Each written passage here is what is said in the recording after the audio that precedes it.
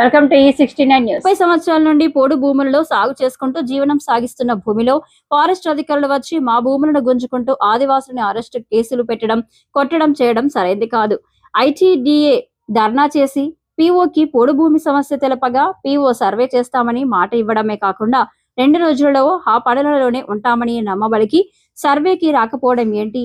అధికారులు మాట మారుస్తూ ఫారెస్టుకు కొమ్ము కాస్తూ పూర్తి ఏజెన్సీ ప్రాంతమైన చెర్ల దుమ్మగూడెం మండలంలో ఆదివాసులను మోసం చేస్తున్నారని, అడవులలో బ్రతుకుతున్న ఆదివాసులకు ITDA ఇప్పుడు మొండి చేయి చూపిస్తుందని, వేసిన పంటలు పీకేస్తూ గ్రామసభ తీర్మానాలు పిజ్జా యాక్ట్కు ఉల్లంఘిస్తూ ఫారెస్ట్ అధికారులు రాజ్యాంగానికి తూట్లు పొడుస్తుంటే ITDA PO స్పందించకపోగా సంవత్సర కాలం నుంచి చేతికొచ్చిన పంటలు పీకేస్తున్నారని ITDA PO చెప్పినా పట్టించుకోవడం లేదు.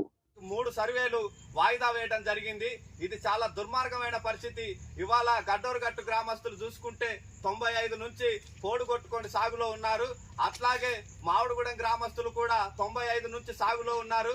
ఇవాళ చర్ల మండలం కొయ్యూరు గ్రామస్తులు కూడా 95 నుంచి కూడా సాగులో ఉన్నారు. ఇవాళ 20 సంవత్సరాల నుంచి 30 సంవత్సరాల నుంచి సర్వే చేస్తామని చెప్పి ఇప్పటి వరకు సర్వేలు చేయకుండా వీళ్ళకి పట్టాలు రాకుండా ఇవాళ ఫారెస్ట్ అధికారులు వీళ్ళ పైన దాడులు కేసులు పెడతా ఉన్నా కూడా PO గారు మాత్రం కొంచెం కూడా చలనం లేకుండా ఉంటా ఉన్నాడు.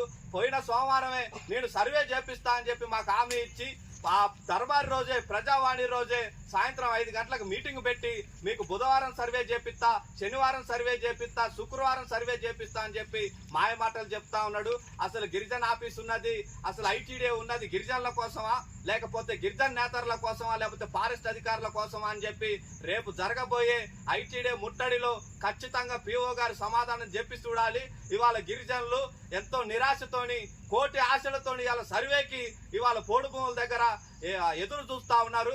ఇవాళ ఏమో మళ్ళీ బట్టి గారు వచ్చారు, ముఖ్యమంత్రి గారు వచ్చారని చెప్పి ఇవాళ మెసేజ్లు పెడుతూ సర్వే క్యాన్సిల్ అయింది కాబట్టి సర్వేకి మేము రావట్లేదని చెప్పి చెప్తా ఉన్నారు. కాబట్టి ఇట్లాంటివన్నీ మానుకోవాలి. గిరిజనులకు మోసం చేయాలని చూస్తే మాత్రం ITDAని ముట్టడి చేయాల్సి వస్తుందని చెప్పి ఇవాళ CPIML న్యూ డెమోక్రసీ పార్టీగా హెచ్చరించడం అనేది జరుగుతూ ఉంది.